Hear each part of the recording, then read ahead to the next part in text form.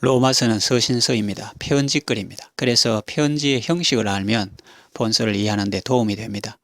편지에는 발신자가 있고 수신자가 있죠. 그리고 내용이 있습니다.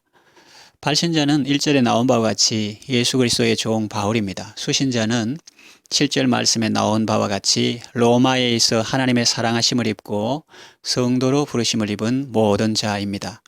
내용은 우리의 구원과 구원받은 자의 합당한 생활입니다. 앞으로 본문을 읽어나가며 순서대로 살펴보려고 합니다. 오늘은 편지의 발신자인 사도 바울이 자신을 소개하는 내용입니다.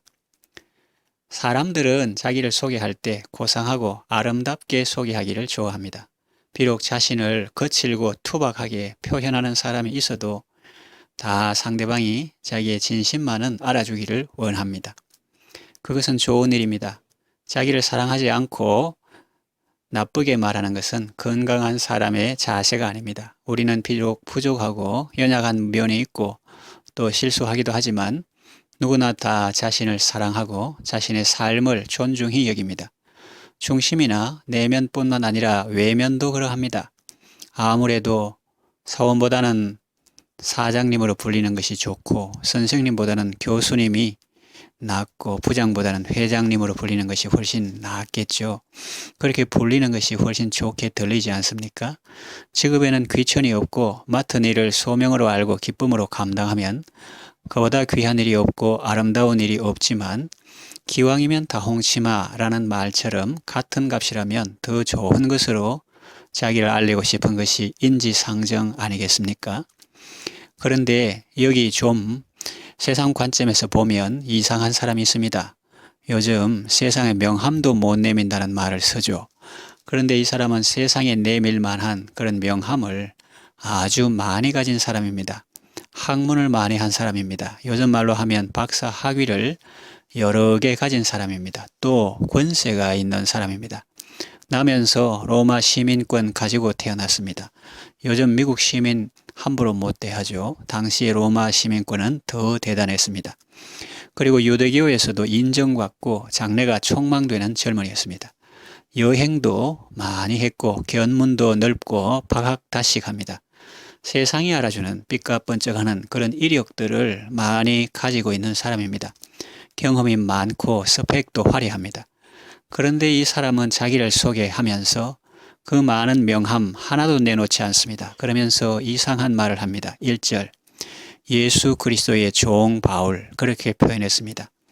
자신을 예수 그리스도의 종이라고 소개하고 있습니다.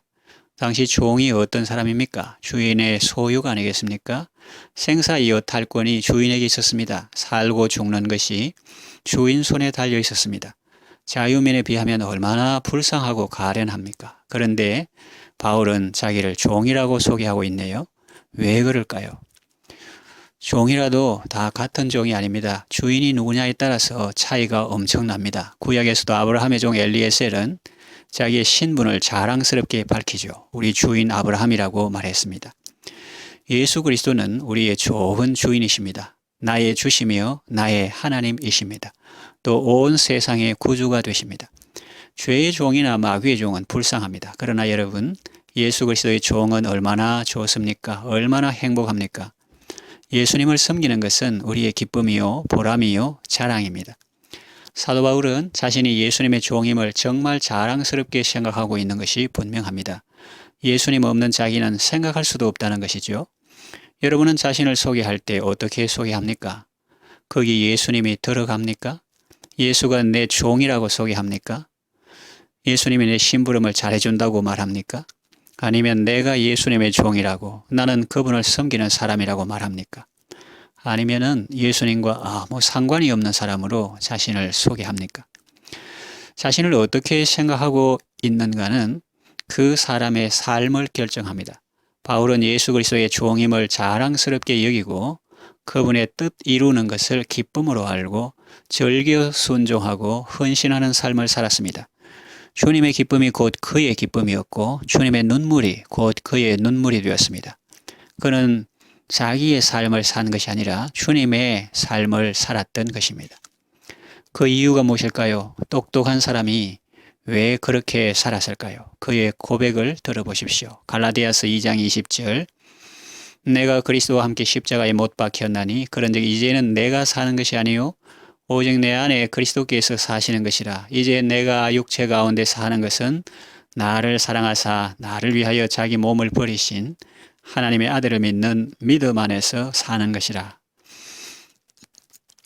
또 빌립보서 3장 4절에서 14절 말씀 보면 만일 누구든지 다른 이가 육체를 신뢰할 것이 있는 줄로 생각하면 나는 더욱 그러하리니 나는 8일 만에 할례를 받고 이스라엘 족속이요 베냐민 지파요 히브리인 중에 히브리인이요 율법으로는 바리새인이요 열심으로는 교회를 핍박하고 율법의 의로는 흠이 없는 자라. 그러나 무엇이든지 내게 유익하던 것을 내가 그리스도를 위하여 다 해로 여길 뿐더러 또한 모든 것을 해로 여김은 내 주 그리스도 예수를 아는 지식이 가장 고상하기 때문이라.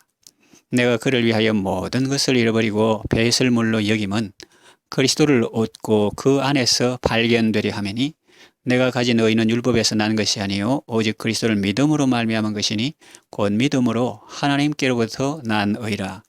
내가 그리스도와 그 부활의 권능과 그 고난에 참여함을 알고자 하여 그의 죽으심을 본받아 어떻게 해서든지 죽은 자 가운데서 부활에 이르려 하노니 내가 이미 얻었다 함도 아니요 온전히 이루었다 함도 아니라 오직 내가 그리스도 예수께 잡힌 바 된 그것을 잡으려고 달려가노라.